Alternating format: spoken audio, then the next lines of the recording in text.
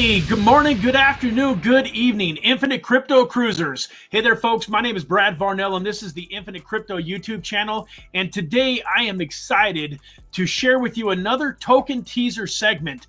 Today we have an amazing project with a small market cap and an incredible founder that has decided to come onto the channel and spend a few minutes sharing everything about this project that we could possibly want to know. So without any further ado, let's welcome Joseph, the founder of Ethernity Cloud, onto the channel. Thank you so much for spending a few minutes of your day with us. Thank you very much, Brad, for the invitation. It's a great honor to be on your channel. So let's move this on. Likewise, I know as a founder of a company how busy you are, especially, coming into these exciting times. Bitcoin, it looks like, is up over $72,000 today. So an incredible, moved up today. Yeah, what an incredible day to do the interview. So in the beginning, I just love, give my community a little bit of an idea about, who you are, how you got started in blockchain and crypto, and how Ethernity Cloud actually, kind of came about. All right, so let me go through this real quick. I was born in Romania, and I moved to Germany in around 2010. I've been working with U.S. Department of Defense for a while, and I mostly passionate about systems engineer, and I do systems architecture. So this is my background. Ethernity Cloud came about in 2017 as an idea when Ethereum project popped up. I thought that we shouldn't limit Ethernity Cloud, Ethereum and blockchain just to computation, just to smart contracts and financial transactions, but we can make computation happen. We can make real-time computing happen. So that was the idea, and then I brainstormed a bit, and then I thought, okay, well, how we can make this happen? Because we cannot just share all our information everywhere. So the next point was, how do we handle this concept? So we thought of, okay, let's make it confidential. Let's make sure that data that's being processed, since it's going to be processed by anyone connected to the blockchain, it's actually protected and not shown to the operators. So in this way, the blockchain ensures integrity. And another component, which is called confidential computing or trusted execution enclave, it's what we use as a way of protecting the information from the operator that's running the software. So with this concept in mind, we developed an MVP. We played with it a bit, and in 2021, we wrote a white paper describing it in more detail, and we shared it with the world, and we raised about 4.5 million. With the money, we built the project. We developed each part of it, each component, and we launched last year in November the mainnet. We have two mainnets. One is on a blockchain, which is more community-oriented with scientific community. It's called BLOCX blockchain, and the token is ETNY. And another blockchain, another launch, it's of the commercial version of the token, which is called ECLD, and it's on Polygon. And there is a bridge between the two, so people can swap freely. There's different mechanisms. So on the website, people can see what you can do with one token, what you can do with the other. We can go on this more detail later on. So after that launch, we looked at, how we can optimize, and it's part of the roadmap to have an SDK. So an SDK allows a developer to connect his application, what he's developing, to our smart contract layers. So we launched on Polygon, but we're planning to move to Ethereum as well. and also to Yodex. It's another IoT. It's a blockchain dedicated for IoT projects that I think would use our layer, since IoT devices are limited to computing power, but they want to make sure that the data that's processed is processed confidentially. So this is our next step into the next launch. And yeah, so that's pretty much where we're about. Awesome. Price-wise, the token went up and down a couple of times. We're looking at more events like that. Important is that our current buyers, or most of our holders, hold tight right now. Even though, let's say, the price movement, it's big, the volume is small. So I think this is where the opportunity is, because when you look at the graphs, the days that there's bigger volumes, actually the price goes up. So I think that gives everybody a very good hope for the long term. Yeah, absolutely. So if I understand you correctly, you actually kind of had this brainchild way back in 2017, and then really rolled up sleeves and went to work on it in 2021. And then we were talking off camera, it just actually got launched to the public towards the end of 2023, right? So it's just coming up on about 1 year that the project has been available to the public. Is that correct? Yeah, that's correct. Awesome. Well, let's run over and take a peek at the website so that we can really kind of give people an idea of what you're all about. Here at Infinite Crypto, we really believe in real world utility. We want to find companies that can be potentially, the next Amazons and Microsofts and, Starbucks of the world. And so we're always looking for projects that actually, solve real world problems and have a reason to exist. And that was one of the things that got me excited about Ethernity Cloud, is I really see where what you're doing can help a lot of businesses, can help a lot of, real world companies. And so, why don't you just go into exactly what you do and a little bit more about why this is such an incredible project? Okay, so let's start with the basis of the ecosystem. The ecosystem is comprised of operators. They are the base layer. They provide computing power. We have about 5,000 operator nodes that are online right now, and they are providing resources for computation. There is another component which are stakers. Stakers can stake tokens, but unlike a DeFi product or something like that, a staker can actually, a staker has to have a node to be able to stake his tokens. So he cannot go just stake tokens for nothing. He needs to enable an operator node computing power on the network. This is the only way he can get recompense. Here is this. Then we have clients, which is the target, which we're looking at developing now. The developers, the businesses that spend the token to get the confidential computing power, which is accessed through a piece of software, which is our SDK, and they can integrate that into their application, into their they can build straight up on it, scripts, whatever is needed to use the computing power, and they need to spend a token to use it. So these are the main 4 components of the ecosystem. And this is where we're at. And in the middle is obviously the company that's facilitating everything, but we have a pretty open way of doing things because it's a permissionless protocol. So anyone can be an operator, anyone can be a customer. We believe in really freedom of who's using the information or who makes the resources available. So anyone can develop as well.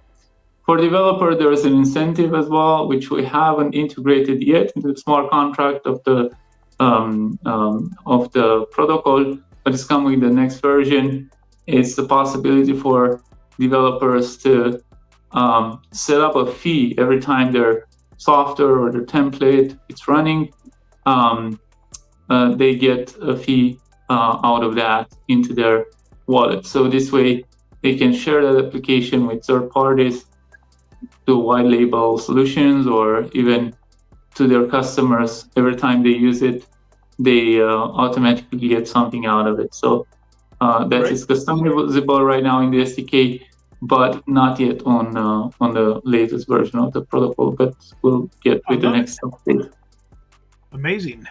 So let me ask you this. So if one of my community members watches this video and they really just fall in love with this project, it looks like they can buy and hold, but it also looks like if they really wanted to go a little bit deeper, that are these nodes still, can you still purchase a node and run a node? Yeah. So we're pretty open for it. Right now, there's, I think we have coverage on all 5 continents, or 7, sorry, all the continents. We have coverage everywhere except Asia. We don't have Asia or Australia, but we have like part of Eastern Europe. We have I think Africa as well, but we have North America, Canada. That's what we have. And for this, we have hardware affiliates that can sell the hardware for you to operate. But this hardware can be bought from the market. It's not as, how can I say, it's not proprietary. So anyone can buy the hardware. Now, it has to have some specifications which are very well documented, and it has to have this combinational computing, a trusted execution enclave capability, which not all hardwares have. Right now, we work with Intel, so they need to have the SGX technology embedded, and Intel is closing on the SGX1 version of their technology. I think it's in April. So I recommend anyone that wants to get on board to buy like any hardware that is compatible with SGX2. There are some chipsets. Some of them, there are not so many for small size devices, but there is a few servers that can get on board. But also Intel launched, and I think it was 2020, if I'm mistaken, 2021. They launched some version of the chipsets that go into some servers that are, let's say, lower size, with just a couple of CPUs, and let's say with a budget of a few €1,000 to €2,000, you can operate with that machine. These machines can be used. They can be used for anything else while they're staking, until they get real usage of compute. They just run an IPFS component, and that's it. And if you have many, let's say, devices, one location, many servers, you can run a dedicated IPFS system, so it doesn't run on all of them. But besides that, while it's not running much or not doing much operations, it's not really using a lot of power or any kind of compute. It's just kind of idling. So they can also be used for other purposes. So they don't have to be used only for this. So that's why I think it's a good middle ground for anyone that wants to be on board. Now, as I mentioned, the staking, the way to get on board with the staking, you have to find stakeholders. We have a staking platform, a marketplace where stakeholders put out offers, but there are not so many stakeholders available right now. There's about 30% of our tokens are staked, so it's a huge number. It's a big API as well, but Did I hear that correctly? You say 30% of your tokens are staked? Wow. Yeah. So your holders are definitely loyal. The holders are loyal. The operators are not so loyal. So it's a weak balance between the operators and the demand right now. So as soon as we start increasing the demand in the market, the operators, they will benefit. There are still some operators that sell the token at this price. I always tell everybody this price should cover your electricity for the staking, and just wait for an operations to actually start happening, and then you'll benefit to what the token is worth, because right now there is a big opportunity there for buying a token at the price it is and selling the compute that it can do, and for a very big profitable action. I say around 90% or maybe more than 90% profit margin. So this is where we're putting out there and get the developers to build solutions on top of it. And this is where would like to engage with the community to move this forward. Again, we have plenty of operators, but as we move forward, we will engage with more. As a matter of fact, this quarter we're planning to make there is an aspect on the amount that can be staked on a node, and we want to have that. It's more like similar to Bitcoin halving. We're just scheduled to do this every 6 months. So what happens is one operator node cannot get as much rewards. You would get half of them. This way, we hope for them to value those rewards for what they are on the long term. Because if they want to monetize and recover the investment in the hardware, is not fair, because nobody's actually using the hardware. When the hardware is going to be used at its true power, and that's what we're planning to do, then would be worth. Then it's much better to hold it till then, and this way we discourage them from applying, because it looks like, it's been that they were able to sell it, recover the price of electricity, but they also want to recover the price of the hardware, and then it affects the price of everybody.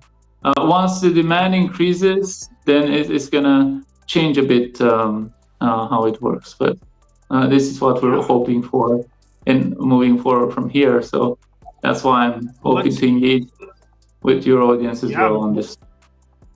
Yeah, let's switch gears. I know my community is, interested in all of the how everything works and everything, but at the same time, I know they're all ready to ask this question, like, is there any money to be made? And just to be very clear, folks, this is not financial advice. Joseph and we are not financial advisors. We're not telling you that you should do anything. But I can tell you from my point of view, folks, the reason that we are sharing this token with you right now is because of everything that Joseph and I have already talked about. But it's also a token where you can see here, folks, that it's, market cap right now is a little, about $1.5 million or just under $1.5 million market cap. Its fully diluted value is still only $3 million, folks. And then it's had a great retracement. We all know that over the last 6 months, crypto has gotten beaten down, but we all believe, here at least on the Infinite Crypto YouTube channel, that over the next 3, 6, 9, 12 months, we're going to be in for some incredible price action. And so when we can find a token, you can see here, this token was over 7 cents back in March of 2024. So it's had a 96% retracement. And to me, that's an incredible opportunity. Warren Buffett always says to, buy when there's blood on the streets. And so to be able to get into a project like this that is working so hard, that has a working product that, you know, has a real world use case, you know, that's part of the DPIN narrative, which we all know that DPIN is going to be one of the hottest narratives of this bull market, along with, you know, AI and RWA. I think DPIN is going to be right up there with the, you know, the narrative of this bull market. So having said that, folks, this looks like a pretty incredible opportunity to me to dollar cost average yourself into a bag.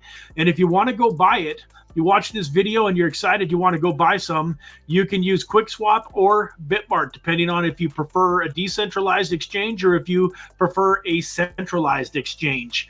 Do you have anything at all to add to what I just said, Joseph? Yeah, I would recommend buying from QuickSwap.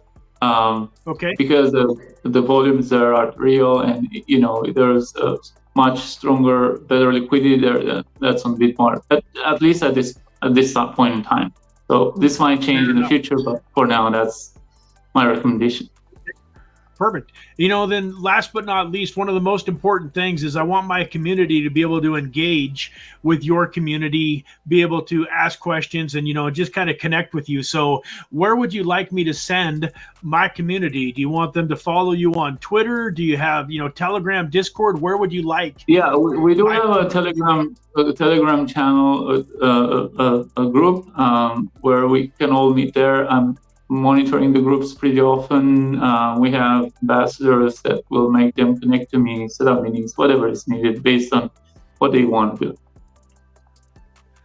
Awesome. That sounds good, man. We'll make sure that all of the links to those descriptions are in there. And I just can't help myself, Joseph. I got to go over here and show everybody. Look at this, guys. Bitcoin just clicked over $73,000 live right here. Oh, it's already there.